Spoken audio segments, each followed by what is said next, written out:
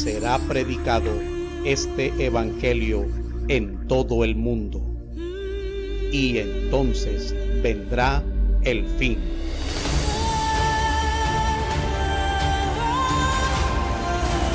Iglesia Bíblica Pacto Eterno.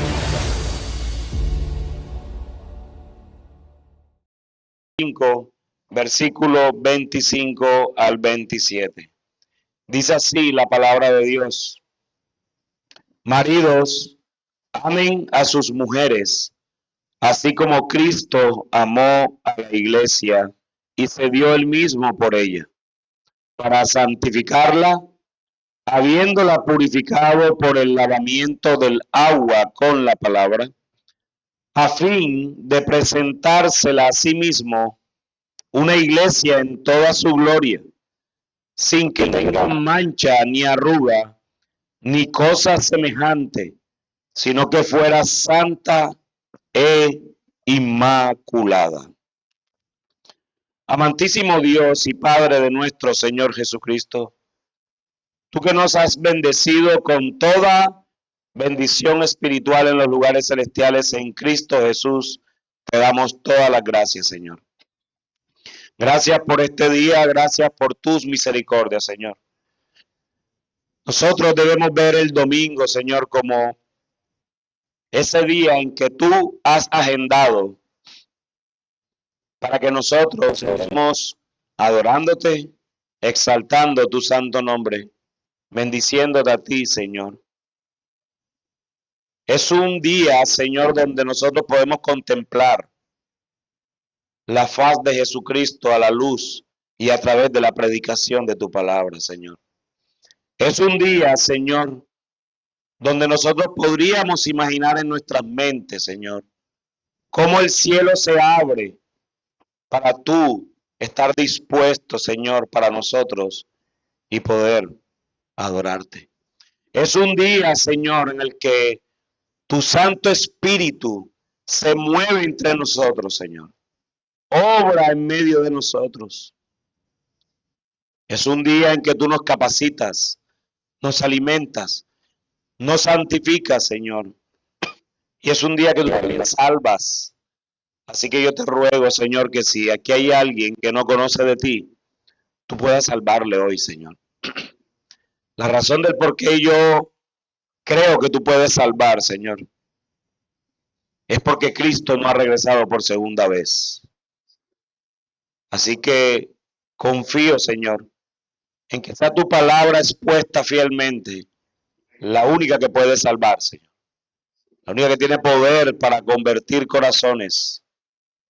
Así que, Señor, descansamos y creemos en que tú puedes hacer cualquier cosa en esta mañana en esta iglesia.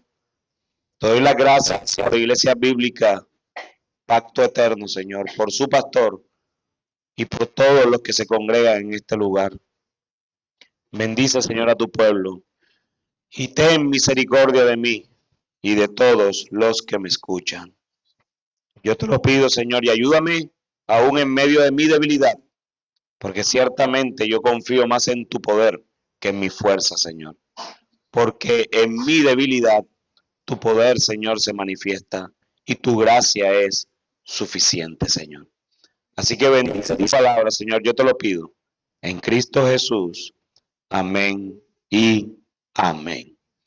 En el transcurso de la serie de enseñanzas que hemos visto desde el viernes hasta acá, ha sido acerca de la iglesia. Lo que ha primado en medio de las enseñanzas es la iglesia. Hemos visto la formación de la iglesia, hemos visto las imágenes de la iglesia. También tuvimos la oportunidad de poder conocer ayer las marcas fundamentales de una iglesia verdadera, con el fin de poder entender el consejo de Dios al respecto de lo más importante que Dios tiene sobre la faz de la tierra. Lo más importante que Dios tiene sobre este universo es su iglesia y nada más. Pero también tuvimos un tiempo con las mujeres de la iglesia para que pudieran aclarar, afirmar o conocer el rol que ocupan dentro de la iglesia, que más allá de lo que diga el mundo o incluso de lo que digan otros lugares que se pueden autollamar iglesia, puedan entender, amar y abrazar el rol dentro de la misma conforme a la palabra de Dios, que es la única regla de fe para nosotros como creyentes. Y no hay mejor forma de terminar este tiempo que recordar a aquel que es dueño de la iglesia, aquel que es su cabeza, aquel que es su pastor, aquel que es su esposo, aquel que es su rey, aquel por el cual todo lo creado existe y como ha amado, purificado y glorificado a su iglesia tal como he llamado este sermón. Y mi pretensión en esta mañana es demostrar a través de este texto que hemos leído que Cristo amó a su iglesia de tal manera que se entregó por ella para purificarla y presentarla gloriosa delante de sí. Cristo amó a su iglesia de tal manera que se entregó por ella para purificarla y presentarla gloriosa delante de sí. Pero yo quiero que hablemos un poco del contexto de esta carta o de este texto. El contexto de este pasaje es Pablo escribiendo a los Efesios, a la iglesia en Éfeso, en donde manda a la iglesia a que se sometan en ese capítulo 5, en el versículo 21, a que se sometan el uno al otro. Soy consciente que este texto se usa mucho para los matrimonios y es bueno usarlo allí, pero mi gran preocupación es que a veces se le ha dado más preponderancia al matrimonio que a la relación de Cristo con su iglesia. Se le ha dado más preponderancia al imperativo, es decir, de cómo las mujeres deben someterse a sus maridos, de cómo los maridos deben amar a sus esposas. Ese es el imperativo y se le ha dado más preponderancia al mandato que al indicativo, y fue lo que Cristo hizo por la iglesia. Porque mis hermanos que están aquí, yo te voy a decir algo, solteros y casados, si tú eres casado, tú no vas a poder amar a tu esposa como Cristo amó a la iglesia si tú no eres cristiano. Cristo primero. Soltero es lo mismo para ti. Tú puedes ser el prospecto de cualquier mujer. Tú puedes ser lo más hermoso de Córdoba. Tú puedes ser el mayor trabajador, el que mayores ingresos tiene. Tú puedes ser una persona que incluso moralmente eres un ejemplo. De hecho, me estoy acordando del joven rico. Pero nada podéis hacer si tú no amas a Cristo primero. Pero esposa que estás tú aquí, tú no vas a poder sujetarte ni someterte ni respetar a tu esposo de la manera como Dios manda si tú no amas a Cristo primero. Y jóvenes, doncellas que están aquí, que el Señor les provea esposo conforme a su voluntad. Pero déjame decirte que tú no vas a poder amar, respetar, someterte y sujetarte amorosamente al liderazgo de ese varón si tú no amas a Cristo primero. Así que hemos caído mucho en el tema del mandato. Ama a tu esposa. De hecho, yo he tenido que lidiar muchas veces con esposas que tengo en la iglesia, el cual me piden consejería porque sus esposos no las lideran. Pero resulta que el esposo no es creyente. Y no es excusa, él va a tener que responder delante de Dios algún día. Pero yo siempre le digo a ellas, hermana querida, ¿tú cómo le demandas a él como cristiano cuando él lo que necesita es el evangelio? Él no necesita portarse bien, él no necesita liderarte bien, él necesita conocer a su Señor. Eso es lo que él necesita. Así que primero es el indicativo, lo que Cristo hizo por su esposa. Luego el imperativo, lo que los esposos y las esposas deben hacer descansando en la suficiencia del evangelio, el cual es Cristo muriendo por su esposa. Ahí es el verdadero y real matrimonio. Así que la intención en este texto es que podamos ver lo profundo del amor de Cristo por su iglesia a tal punto de haberse entregado a sí mismo por ella, purificándola y además de todo presentarla en un futuro gloriosa. Por ello es por lo que el apóstol Pablo, al finalizar este mismo capítulo en el mismo contexto del matrimonio, noten lo que él declara en el versículo 32. Grande es este misterio, pero hablo con referencia a Cristo y a la iglesia. Si ven que Pablo no está haciendo una charla matrimonial en este texto. Pablo no está haciendo una conferencia para los matrimonios. Sí, se puede usar, pero no se va a poder usar bien si primero aquellos que están siendo instruidos no conocen al Señor. Es imposible. Por eso es que Pablo dice, grande es este misterio. Pero yo no estoy hablando de Patricia y su esposo. Yo no estoy hablando aquí de Ana y Domingo, o no sé si esos son los esposos, no. No, verdad, esos no son. Bueno, de Ana con su esposo y Domingo con su esposa. Ana y Javier, esos son los de Medellín, ¿verdad? Gina y Domingo. ¿Verdad? Qué pena, divorcié y casé a dos aquí. Olviden eso, que eso es de Satanás. Grande es este misterio, pero Pablo está hablando del matrimonio celestial de Cristo y su esposa. Y en el versículo 33 dice, en todo caso, cada uno de ustedes ame también a su mujer como a sí mismo y que la mujer respete a su marido. O sea, hay que hacerlo, pero el misterio es Cristo y su iglesia. Pablo no anula el matrimonio en esta porción de Efesios 5, pero lo coloca en su lugar, es decir, por debajo del matrimonio verdadero entre Cristo y la iglesia. Así que, mis hermanos, quiero desarrollar este texto a la luz de tres encabezados, donde el primero es que Cristo amó sacrificialmente a su iglesia. Cristo amó sacrificialmente a su iglesia. Noten lo que dice el versículo 25 una vez más. Maridos, amen a sus mujeres, así como Cristo amó a la iglesia y se dio él mismo por ella. El mandato de Pablo a la iglesia de Éfeso es claro. Que los maridos amen a sus mujeres, ese es el imperativo, como lo dije hace unos minutos, pero no encontrarán poder para amarlas, sino únicamente en el Evangelio, el cual es el indicativo. Por eso es que el apóstol lo primero que indica es el amor de Cristo por su iglesia, y no solo el amor de Cristo por su iglesia, sino la medida de ese amor.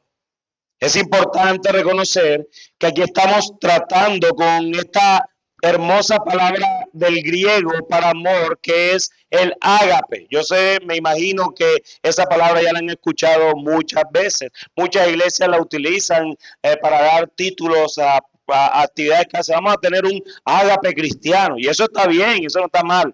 Lo que quiero decirles es que seguramente es muy común entre nosotros, que esa palabra ágape es muy significativa. El idioma griego tiene varias palabras para lo que nosotros designamos con el término general de amor. Una de ellas es el amor mutuo entre amigos. Otra es la atracción física. Después tenemos el amor ágape, que es este que Pablo está utilizando para los efesios. El amor que es desinteresado, es un amor que no espera ninguna recompensa, y del amor totalmente desinteresado de Dios por nosotros. Ese amor allí, ese amor es un amor de Dios. Ahorita leíamos Juan capítulo 3, versículo 16, ¿verdad? Que es un himno casi para nuestra mente y nuestros corazones. De tal manera amó Dios al mundo que dio a su Hijo unigénito. Ese es el amor desinteresado de Dios por nosotros. El ágape de Dios lo llevó a darnos bendiciones grandes y preciosas. No porque nosotros las pudiéramos retribuir y corresponder al amor de Dios por nosotros, sino simplemente debido a que Dios tiene una bondad que es inagotable y su misericordia se explaya a todo el universo. Su amor generoso lo llevó a hacer todo esto por nosotros. Cristo mostró lo máximo del amor desinteresado, con lo que Él tuvo la voluntad de hacer por la iglesia. ¿Y qué hizo por la iglesia? Entregó su vida para poder obtener la iglesia para sí mismo. Él entregó su vida. Ese es el límite del amor de Cristo. Él se dio completo por amor a su iglesia. Así que no hay amor en este mundo más grande que el de Cristo por su iglesia. Nosotros como seres humanos estamos contaminados de pecado y así pudiéramos decir que amo a alguien de manera desinteresada. La verdad es que ese alguien que amas de esa forma te traiciona, vas a reaccionar tristemente. Si tú dices aquí que tú amas a tu esposo, que tú amas a tu esposa, que tú amas a tus hijos, que tú amas a tus padres, de una manera desinteresada, yo amo a mis hijos y yo invierto todo lo que invierto en él, no me interesa.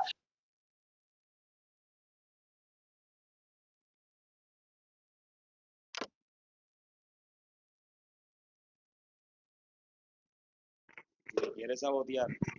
Pero no nos dejemos, hermano, no nos dejemos. Cuando un padre dice yo te amo, cuando un esposo dice yo te amo, todas estas cosas pueden ser desinteresadas.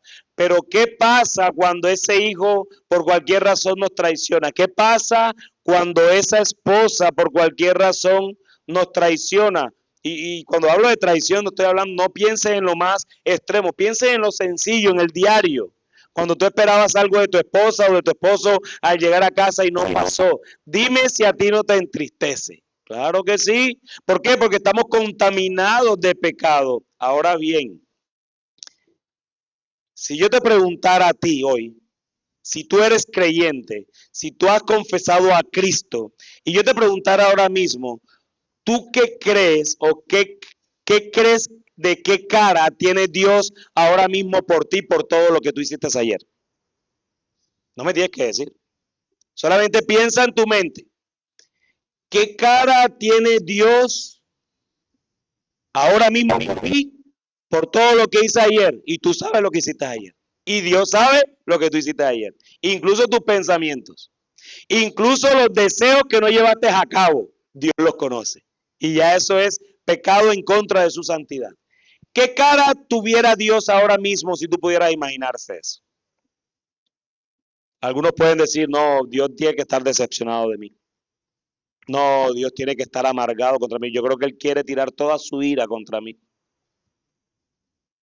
Bueno, mi hermano, yo te quiero dar descanso porque Dios no tiene ninguna cara por ti. Él siempre está satisfecho por la obra de su Hijo Jesucristo en la cruz. Porque su amor es desinteresado. Él no está, otra vez, el pastor Erwin, otra vez. No, él ya conoce a Erwin y conoce a cada uno de sus hijos. Él no tiene cara amarga o amargada por mí, porque él está satisfecho en la obra de Cristo en la cruz del Calvario. Él satisfizo toda su justicia en la obra de Cristo. Por eso él nunca va a tener caras amargas por causa de tus propios pecados o por causa de tus propios errores o por causa de tu propia aflicción. No, él está contento, feliz y satisfecho con lo que su Hijo hizo. Y en virtud de eso imputó esa obra en ti y en mí, para que entonces cuando Él me ve a mí, te ve a ti, Él está viendo es a su Hijo Jesucristo. Esa es la realidad. Si ves ese amor desinteresado, si ves la diferencia entre Dios y nosotros. Pero ¿sabes cuál es el punto? Que nosotros tenemos la tendencia a humanizar a Dios. Como si Dios pensara como yo. Como si Dios actuara como yo. ¿Y sabes qué dice la palabra de Dios? Dice, vuestros pensamientos no son como los míos. Yo no pienso como ustedes. Eso es lo que Dios está diciendo. Así que mi hermano, mi hermana, la próxima vez que tú creas que tu pecado amargó a Dios, de verdad tienes que mirar a Cristo otra vez, para que sepas que Él está satisfecho en su Hijo Jesucristo. Ahora, eso no es una licencia para ir a pecar descaradamente. Porque lo que sí te digo es que sabiendo tú esto y vas y pecas descaradamente, yo te tengo que decir entonces que tú no conoces a Dios. Tú no conoces a Jesucristo. Así que cuidado, y tú crees que la gracia es un cheque en blanco para hacer lo que tú bien crees que tienes que hacer. No, la gracia te debe llevar a santificarte. La gracia es para santificarnos. Él ya nos quitó las cargas que nosotros no podíamos soportar. Las quitó y las puso en Jesucristo. Y ahora esa gracia me lleva a presentarme libremente delante del trono de gracia para buscar ser santo como Dios es santo. Amén. El amor de Cristo por la iglesia es perfectamente desinteresado al punto de que Él sabía por quienes entregaría su vida. Es decir, que no solo la entregó, sino que sabía lo perverso, lo dañino, lo inestable, lo orgulloso, lo prepotente, lo jactancioso, lo envidioso y todos los demás pecados que se pueden escapar, que podemos llegar a ser o que somos. Cristo no solo murió, Él no hizo un acto sin saber. Él sabía por quién estaba muriendo. Él sabía que estaba muriendo por mí, que soy el más pecador de todos. Él sabía que estaba muriendo por ti, que eres el más pecador de todos. Cristo, conociendo todo eso de nosotros, aún así, nos amó indiscutible y sin esperar nada a cambio, porque Él sabe que somos nosotros los que necesitamos ese amor. Él sin nuestro amor sigue siendo Dios. Nosotros sin su amor somos nada, absolutamente. Así que no tratemos de humanizar el amor de Dios por la iglesia y más bien imitar divino los unos por los otros. Porque la medida del amor de Cristo por su esposa, su rebaño, su cuerpo, sus ciudadanos, sus súbditos, sus plantas, fue hasta el punto de entregar su vida. Así que esposos que están aquí, ¿tú darías tu vida por tu esposa? Miren, yo esta pregunta la hice una vez en un colegio que me invitaron, un colegio cristiano que me invitaron en Barranquilla para darle charla a los hombres, a los maestros hombres del colegio. Y quería que les hablara acerca de su liderazgo como esposos. Y la primera pregunta que cuando arranqué el taller fue esta, yo le decía, esposo, ¿quiénes alzan la mano aquí los que son casados? Y la alzaron la mayoría. ¿Tú darías tu vida por tu esposa? Y yo dice, yo no sé por qué, cada vez que uno hace esta pregunta, se le viene a la mente al hombre como una película de Hollywood. Eso es como un disparo y se tira para que la bala lo atraviese. Claro, pastor, ¿cómo yo no voy a dar la vida por mi mujer? Ok, ¿cuántas veces has lavado el baño en tu casa? Pastor, es que eso no me toca. Ahí cuando tu esposa está enferma, ¿quién lo lava? No, pastor, pero mira, no vengas a justificarte. Si tú dices que amas a tu esposa y vas a dar su vida, vas a dar tu vida por ella y ni siquiera lavas el baño, yo quiero ver esa bala cuando venga, ¿qué vas a hacer? Y más bien la empuja.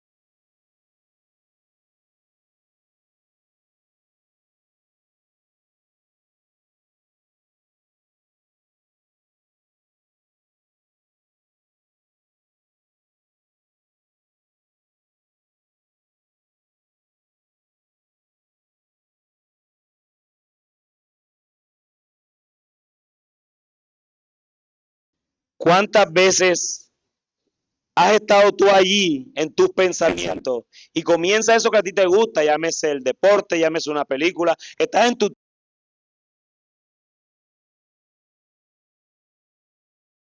como de provisión y todo lo demás, o sea, tú estás tranquilo, no hay problema en el matrimonio, pero en ese momento a tu esposa se le presenta una necesidad y tú estás ahí como,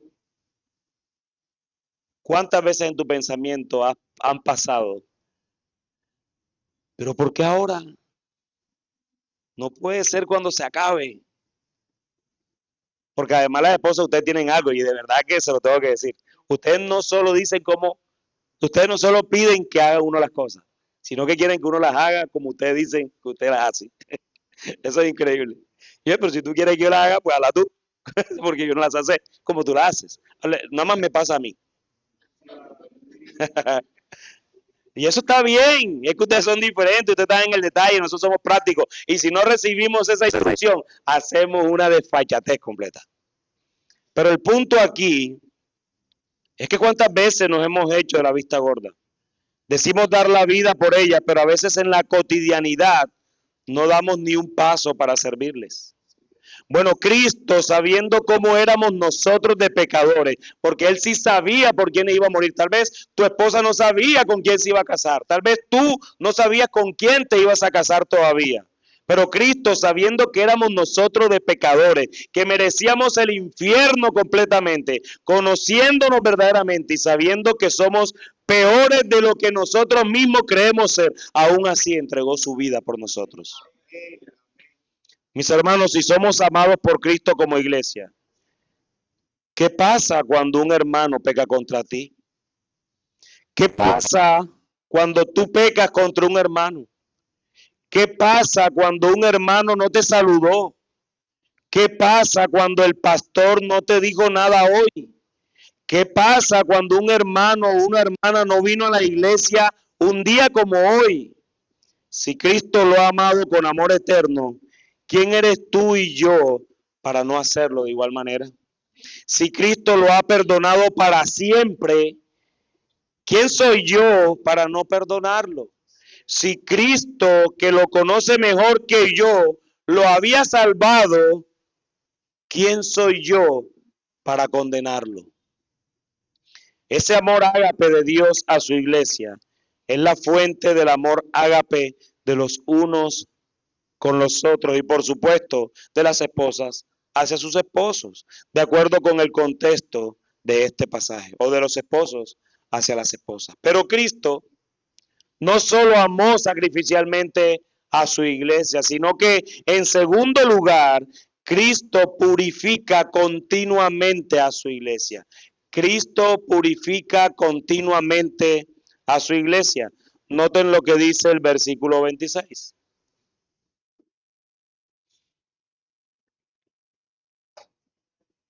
Dice, para santificarla, habiéndola purificado por el lavamiento del agua con la palabra. Así que Cristo no solo la compró al costo de la sangre de su vida, sino que la elevó a la posición más envidiable, la purificó con el lavamiento del agua por la palabra.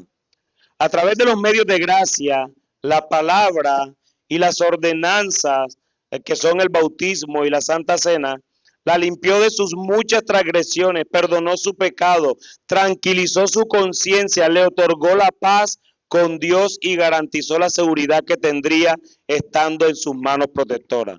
El propósito del sacrificio de Cristo fue tener para sí una esposa de su exclusiva propiedad.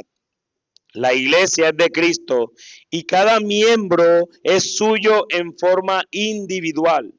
La santidad del matrimonio se presenta ampliamente en el Antiguo Testamento. Consistía en un pacto y todo lo que dañaba el contrato era considerado adulterio. Algo similar hallamos en el Nuevo Testamento. Hay una forma de santificarla y es purificándola con el lavamiento o por el lavamiento del agua con la palabra. Y hay muchas interpretaciones, o más bien algunas interpretaciones a este pasaje, y entre los eruditos hasta el sol de hoy no se colocan de acuerdo. Por lo tanto, no creo que podamos resolver eso esta mañana. Pero sí podemos afirmar lo que dice el pasaje, y es que la palabra, que es la de Dios, es la que va a santificar a la esposa de Cristo. Nada más. Hermanos, la santidad no va a llegar por shows, por espectáculos, por obras de teatro, por películas cristianas. Eso en sí mismo no es malo, pero a veces queremos buscar la santidad en cosas que no van a santificar. Eso va a entretenerte. Incluso las películas cristianas, por muy sólidas que sean escrituralmente, tú vas a entretenerte. Y me imagino que un cristiano viendo una película cristiana, es natural que cuando la persona está actuando y está viendo y citan pasajes bíblicos, sí, eso está ahí, eso está aquí, eso fue Moisés, eso aquí, eso, uno está ahí haciendo los enlaces y todo lo demás, te entretiene eso. Pero realmente lo que te va a santificar es la palabra de Dios. Esto es lo único que te va a santificar. Hay un cristiano que dice que si tú tienes que traer a la iglesia personas por medios carnales, lo tienes que sostener hasta que se mueran por los mismos medios carnales. Si tú traes a la iglesia personas que se sostienen por la predicación de la palabra, se van a sostener solas allí, porque es el Señor quien la sostiene. Él me sostendrá. Así que si tú tienes hambre y sed de justicia, esto es lo que significa hambre y sed de justicia, hambre y sed de Dios, quiero saber más de ti, quiero conocerte más, Señor, quiero ser más como tú. Y todos esos deseos de tu buen corazón, ¿sabes de dónde vienen? De un corazón regenerado, porque Dios coloca tanto el querer como el hacer por su buena voluntad. Y por lo tanto, aún esos buenos deseos de querer ser santificados por medio de la palabra, ni siquiera nacen de un corazón como el nuestro, sino de un espíritu que mora en nosotros, que gime desde adentro por nosotros, Romanos capítulo 8, que gime por nosotros y que Cristo intercede por nosotros delante del Padre, Romanos capítulo 8. Por eso es importante la predicación de la palabra de Dios, de todo el consejo de Dios en la iglesia. Se debe predicar la palabra de Dios completa, desde Génesis hasta Apocalipsis, porque todas hablan de Cristo. En el Evangelio de Juan, en palabras de Jesús, él dice, y lo decía en estos días, santifícalo con tu verdad, tu palabra es verdad. Es decir, mis queridos hermanos, la palabra predicada por medio del cual hemos sido salvados es la misma que el Señor usa para santificar a la iglesia. Por eso es importante estar en un lugar donde haya fidelidad por la Biblia. Es importante, es supremamente importante que ustedes cuando lleguen aquí cada domingo le digan a su pastor, dame a Cristo y no me des más nada. Dame a Cristo y no me des más nada. Que lo que reine en la congregación sea la palabra de Dios, que las decisiones que se tomen es porque así dice el Señor en su palabra. La forma como adoramos corporativamente al Señor es dado en su palabra. Las ordenanzas del bautismo y de la cena del Señor son hechas porque así las instituyó Cristo en el nuevo pacto. Así que eso es lo que nos va a santificar, la palabra de Dios, la manera genuina de vivir el evangelio, dado que el lugar donde estamos se nos predica la palabra de Dios. Es la manera natural como vamos a vivir. Muchos hermanos que vienen golpeados de otros lugares, vienen abusados espiritualmente, vienen anhelando la palabra de Dios predicada fielmente y al cabo del tiempo comienzan a incomodarse. Porque lo que no meditaron es que entre más expuestos estamos a este libro, más pecado saldrá de nuestros corazones, porque Cristo nos está purificando. Miren, yo he vivido esa experiencia muchas veces con hermanos que llegan a la iglesia a decirme, pastor, estoy cansado de lo que están haciendo donde yo vengo. Eso nada más piensan es en el dinero para aquí, para todos dinero. Ellos nada más piensan en estar tumbando gente, ellos nada más tienen en sacar demonios, y vienen aburridos de eso. Pastor, yo escuché 2 prédicas por ahí de fulanito y fulanito, eso es lo que yo quiero. Y llegan animados, porque van al primer servicio y dicen, eso es lo que yo quiero. Gloria a Dios, encontré un lugar, porque lamentablemente lugares como estos en el mundo son escasos. Mis hermanos, siéntanse privilegiados porque se les predica la palabra. ¿Sabe cuántos púlpitos a las 9:30 de la mañana están predicando la palabra de Dios? Hoy, muy pocos, escasos. ¿Sabe cuántos púlpitos hoy están presentando un supuesto servicio a Dios? Millones de millones. Y muy pocos Y saben algo que es lo más impactante, que me asombra de mi Cristo, es que a pesar de que hay millones de púlpitos, sus ojos solamente están puestos en aquellos en donde Él está siendo predicado. No importa si hay 2, si hay 4, si hay 5, si hay 100, si hay 200. Él no se mide por tamaño. Él se mide por aquellas iglesias que son fieles a lo que Él mandó, nada más. Así que ustedes, hermanos, son privilegiados. Y a veces no, pareciera que no viviéramos como privilegiados, sino que viviéramos como arruinados. Pareciera que viviéramos como si Cristo no hubiese resucitado. Pareciera que viviéramos como un funeral eterno de 2000 años. Y el más victorioso de todos es el cristiano. Porque si mi Señor resucitó, yo resucitaré con Él. Porque el gran problema que teníamos ya fue resuelto. Él venció la muerte en la cruz. Cristo es glorioso. Cristo es grandioso. Y ese Cristo que llena todo en todo tiene sus ojos en esta iglesia. Gloria a Dios. Hermano, no depende del tamaño de la iglesia. Depende de la fidelidad de la iglesia. Y eso no es solamente el pastor predicando. Esa es la iglesia recibiendo la palabra y viviendo una vida centrada en el evangelio de Jesucristo. Así que debemos dar gracias a Dios porque estamos en un lugar donde se predica. Iglesia, pidan la palabra porque es lo que todos necesitamos para crecer. Por eso pasamos de beber leche a comer alimentos sólidos, porque exponernos a la palabra nos hace crecer.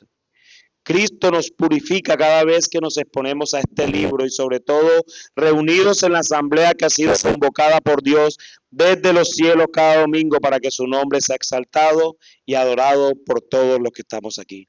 Si llevas tiempo expuesto a la palabra de Dios y te das cuenta que no has avanzado, es porque sin lugar a duda no has sido salvado. Y más que santificarte, querido amigo, necesitas es arrepentirte y creer en el evangelio de Jesucristo, porque Él no rechaza ningún corazón contrito y humillado. Así que cada vez que el pastor abre su Biblia, desde este púlpito, lee el pasaje, escudriña bien el mismo quirúrgicamente y lo expone con fidelidad, es Dios hablando a ustedes. Amados, aprecien la palabra de Dios, aprecien el trabajo de horas que esto demanda para presentarlos a ustedes en pocos minutos. Esto demanda horas en la semana. Sin lugar a duda, Dios nos habla a través de su palabra, inspirada a los escritores. Así que no llegues tarde al servicio. Prepáralo con anticipación. Algo que yo aprecio de ver todo el Antiguo Testamento, el Antiguo Pacto, y cómo todos estos hombres se preparaban para el día de reposo, cómo empezaban a dejar cosas desde antes del viernes a las 6 de la tarde y empezaban a prepararse y su objetivo era, mira, no, ya se acabó, vamos que ya va a comenzar el día de reposo. Si bien Cristo es nuestro reposo hoy, eso no nos debe enfriar en llegar el domingo como querramos. Yo creo que hay gente que llega a la iglesia, no estoy hablando de esto, estoy hablando de la mía, que llega hasta sin bañarse porque están apurados. Se bañan de vuelta. No es porque yo haya abrazado y haya sentido olor, porque todos huelen a perfume. Claro, tú te echas perfume. Pero el punto es que parecía que no fuera importante la cita que Dios está haciendo el domingo. Hermanos, si nosotros no estamos convencidos que Cristo habla a través de la predicación, entonces vas a ver esto como una reunión familiar. Falta el asado y más nada. De hecho, prefiero estar con mi familia porque allá dan comida, aquí ni siquiera dan. Hermano, te están dando la comida que tú necesitas. Para lo demás, existe Mastercard. Pero esto viene desde el cielo directamente para nosotros. Este es el pan del cielo que cae cada domingo cuando se predica la palabra de Dios. Entonces, mis queridos hermanos que están aquí, serán purificados en la medida que se expongan a la palabra de Dios de manera voluntaria y por amor a aquel que los ha amado primero. Y esto tiene un objetivo y es lo que nos lleva a nuestro último encabezado. Cristo presentará gloriosa a su iglesia. Cristo presentará gloriosa a su iglesia, versículo 27. Dice el texto, a fin de presentársela a sí mismo una iglesia en toda su gloria, sin que tenga mancha ni arruga ni cosa semejante, sino que fuera santa e inmaculada. Pablo indica el propósito final o expresándolo en forma diferente, muestra el fin para el cual Cristo santificó y limpió a su iglesia, a fin de poder presentarse a sí mismo, la iglesia, a sí mismo, esplendorosa en esperanza o esplendorosa en pureza. La iglesia es aún ahora en esencia la esposa de Cristo. Sin embargo, todavía no se ha manifestado como tal en toda su belleza. La boda es algo reservado para el futuro. Nosotros estamos como iglesia, estamos como esa novia que está en todos los arreglos, que está preparando todo, ¿verdad? Cuando alguien se va a casar, la novia normalmente empieza a pensar que el peinado, que el maquillaje, que el vestido, que los anillos, y un montón de qué, ¿verdad? Que empiezan a resolver. ¿Cuánto tenemos? Nos quedan 6 meses para casarnos. Vamos a empezar desde ahora. El lugar donde se va a hacer la boda. Todo este tipo de cosas. La novia en todo está metido. No le deja nada hacer al novio porque sabe que es un desastre. Ella está metida en todo. Entonces está la novia allí. Bueno, usen esa analogía y llévenla a la iglesia. Estamos preparándonos para esa boda con el Cordero. Estamos siendo santificados, purificados. En vez de el vestido, del salón, nosotros no necesitamos nada de eso. ¿Sabes por qué? Porque nosotros estamos vestidos de Cristo. El salón, ¿sabes qué? Es que el Señor nos está preparando moradas eternas allá con Él. No necesitamos un salón. Él está purificando a su novia con la palabra, está limpiándola, está quitando todo eso cual oro cuando pasa por el fuego, que va limpiándola para presentársela a sí mismo, esplendorosa en pureza y decirle al Padre, aquí está mi novia para las bodas del Cordero. Eso es lo que está pasando ahora mismo. A fin de entender el pasaje presente, es necesario recordar las costumbres nupciales implicadas en las Escrituras. Existía el compromiso y después existía el casamiento. Nosotros estamos como en ese compromiso. Y por eso es que yo soy un convencido con los matrimonios, que cuando un compromiso inicia no debe tener vuelta de hoja, sino el único objetivo de ese compromiso es el matrimonio y nada más. Y muchachos, yo no sé si aquí hay parejas que se quieren casar o ya se casaron, o mejor dicho, que se van a casar, o que estás pretendiendo a alguien. No te demores mucho. Mira que Cristo no venga. De verdad no te demores mucho. Yo siempre digo que si un hombre, ayer se lo decía a unos hermanos, que si un hombre está diciendo y me dice, pastor, me quiero casar. O más bien, pastor, estoy pretendiendo a esta sierva. La primera pregunta que yo le hago es, si te tienes que casar hoy, ¿ya estás listo? Porque pretenderla es eso. Que tú la estás buscando porque la estás viendo como esa ayuda idónea. Entonces, ¿estás listo hoy? No, pastor, que me faltan 4 semestres para terminar, después consigo un buen trabajo, y te cállate, mejor termina, sigue adelante, sigue formando tu carácter, y cuando estés listo ese día, que quieras observar y decirle a la sierva, mira, yo quiero compartir contigo el resto de mi vida, es porque ese día ella te puede decir que sí, vamos a casarnos de una. Ese es el día. Así es que debe funcionar un noviazgo. ¿Saben por qué? O bueno, un compromiso, o la palabra que ustedes le quieran indagar, y le quieran poner a eso. ¿Por qué? Eso no tiene reversa porque yo soy la novia de Cristo. Y nunca el novio se va a echar para atrás por nosotros. Él está firme. Tan firme estuvo que vino a morir por su novia. Ya le entregó su vida por la novia que va a presentar como esposa en la boda del Cordero. Así que si tú piensas, muchacho que estás aquí, en creer que vas a explorar, no la quiero conocer, quiero ser su novio, explorar para ver si esa es la mujer de mi vida. Mira, hermana, no le hagas daño a tu propia vida. Ese hombre necesita un no inmediatamente. Porque eso es lo que el mundo está enseñando. Vamos a explorar. Ustedes no han visto películas. Yo recientemente estaba viendo una película que yo no sé por qué el matrimonio tiene una connotación en las personas tan extraña que dice, vamos a vivir juntos. O sea, vivir juntos pareciera que fuera menos riesgoso que casarte. Vamos a vivir juntos. No, si están viviendo juntos y está consumado un matrimonio, que no está firmado otra cosa. Estás en fornicación, puede que estés en lo que quieras, pero finalmente estás haciendo lo que naturalmente el matrimonio tiene que hacer.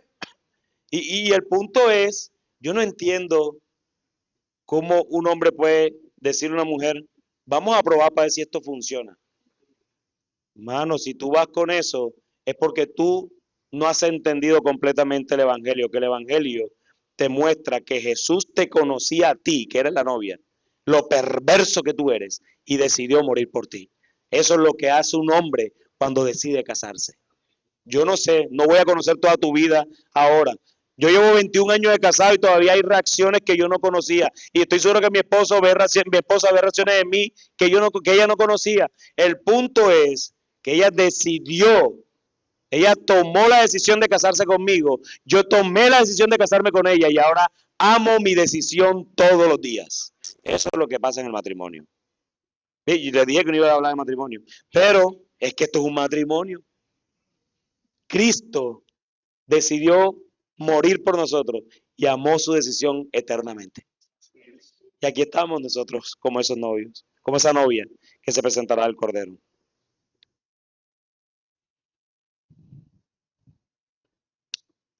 Ahora bien, vez tras vez, las Escrituras comparan la relación de amor entre Dios y su pueblo o entre Cristo y la iglesia con la relación del esposo con su esposa. La iglesia está comprometida con Cristo, Cristo ha pagado la dote por ella. Ha comprado a la que es en esencia y lo será escatológicamente al final de los tiempos su esposa. Para hacer la esposa quiso de los cielos descender y su sangre por limpiarla en la horrible cruz verter, dice un hombre en un himno. El intervalo de una separación relativa al pecado se refiere a la dispensación entera entre la ascensión de Cristo al cielo y su regreso. Estamos como en ese momento de separación. ¿Por qué? Porque Cristo fue a preparar moradas para su esposa. Él está allí preparando todo, pero su compromiso sigue firme, su anillo está puesto, eso no tiene reversa. Pablo mira esta preparación de la esposa desde el punto de vista divino. Es el esposo mismo, Cristo, a quien este texto se le describe, preparando a aquella que un día será manifestada como su esposa, a fin de que sea esplendorosa en pureza. La presentación a que aquí se refiere debe considerarse como definitivamente escatológica, es decir, como refiriéndose a la gran consumación cuando Cristo regrese en las nubes de gloria. No solamente es verdad que la esposa del Cordero se prepara a sí misma y no solamente con vista al futuro realizan siervos que Dios ha asignado una labor al respecto, sino que Cristo mismo la prepara a fin de presentársela a sí mismo. A causa de su gran amor por ella, el esposo se la presentará a sí mismo santa e inmaculada. Es claro que esta obra de gozoso reconocimiento público la realiza con mira a sí mismo, para que con esto él se regocije y sea glorificado, puesto que la salvación nunca tiene su meta final en el hombre, sino siempre en Dios. Mis hermanos, para concluir, si algo debe producir este texto en nosotros, es asombro. Es asombro. Porque cuando miramos honestamente nuestro corazón, sabemos y debemos ser conscientes de que no había nada en nosotros digno de ser amado. Nada. La iglesia no era hermosa cuando Cristo puso sus ojos sobre ella. Hay una costumbre, y yo entiendo el aspecto físico, pero hay una costumbre sobre todo en los hombres, cuando van a buscar a esposa y nada más mira el aspecto físico. Qué superficiales son. Nosotros éramos feos, dañados. Incluso algunos salvados también se quedaron feos. A mí el Señor me embelleció. Mira, cuando mi esposa se casa conmigo, la gente decía cómo se casa con ese Señor. Pero ha habido gracia. Miren, éramos feos, horribles, dañados por el pecado. Y Cristo no tuvo en cuenta eso. Él fue por su esposa. Él vino a nosotros a pesar de nosotros. Éramos pecadores. Éramos enemigos de Dios, muertos en delitos y pecados, esclavos de nuestras pasiones y completamente incapaces de acercarnos a Él. Y aún así Cristo amó a su iglesia. No la amó porque fuera pura, sino para purificarla. No la amó porque fuera gloriosa, sino para glorificarla. No la amó porque mereciera algo, sino porque el amor nace de Él mismo. Por eso nuestra seguridad no descansa en la fuerza de nuestro amor por Cristo, sino en la perfección del amor de Cristo por nosotros. Y quizás algunos de ustedes hoy llegaron cansados de ustedes mismos, viendo todavía pecados, luchas, debilidades, fracasos, pecados que se repiten, frialdad espiritual, tropiezos constantes. Pero este texto nos recuerda que Cristo no abandona la obra que comenzó. La iglesia todavía tiene manchas visibles en esta tierra, pero el esposo ya decidió cómo terminará su novia. Y mientras llega ese día final, Cristo continúa purificándonos por medio de su palabra. Cada sermón fielmente predicado, cada exhortación bíblica, cada corrección, cada lectura de las escrituras, cada conversación saturada del evangelio, cada vez que ofrendamos incluso, es Cristo lavando a su pueblo. Por eso, mis hermanos, no desprecies la palabra. No desprecies la iglesia. No desprecies lo que Cristo ama. No desprecies la comunión entre ustedes. No desprecies el día del Señor, porque Cristo usa precisamente esos medios para prepararte para el día glorioso en que serás presentado delante de Él sin mancha y sin arruga. Yo le hago la pregunta aquí a los cristianos y yo sé cuál es la respuesta que me van a dar, que es una pregunta igual a la que le hice a los esposos ahorita. ¿Tú deseas estar con Cristo eternamente y para siempre? ¿Lo deseas? Son las 10 menos 10. En cualquier minuto, si el Señor quiere, podemos morir. Yo ahorita parto un viaje en carretera de 6 horas. En sus manos estoy. No es el carro quien me da seguridad de llegar allá. Solamente Cristo es el único que tiene ese poder de llevarme hasta allá, así vaya en un avión privado. Pero a mí lo que me preocupa a veces es que yo hice esta pregunta, ¿tú quisieras estar con Cristo? Y el punto es que vemos la muerte como algo como que de eso ni hablemos. Yo todavía no me quiero morir. De eso no hablemos. Yo todavía no me quiero morir. Pero no me acabas de contestar que quieres estar con Cristo eternamente y para siempre. O sea, tú estás diciendo que quieres estar con Cristo, pero que te lleve vivo. ¿Tú qué te crees, Elías? ¿Te crees Enoch? No. La muerte es algo que todos aquí sin duda vamos a padecer si Cristo no ha vuelto. Pero ese es el problema que ya todos los cristianos tienen resuelto. Pero le tenemos un temor a la muerte. No entiendo cómo el cristiano me dice que le teme a la muerte sabiendo que ya la muerte está resuelta. No, pastor, no es que le tema, es que todavía me faltan algunas cosas por resolver en este lado de la eternidad. O sea, tú estás diciendo entonces que Dios no puede seguir haciendo eso que tú no estás haciendo bien. No, pastor, es que mira que yo tengo a mis hijos están en la universidad. ¿Quién les paga la universidad? Porque dejen de estudiar. No, que mis hijos están chiquititos. Se van a quedar sin papá. Claro, porque aquí está el Padre Eterno. Él no te necesita.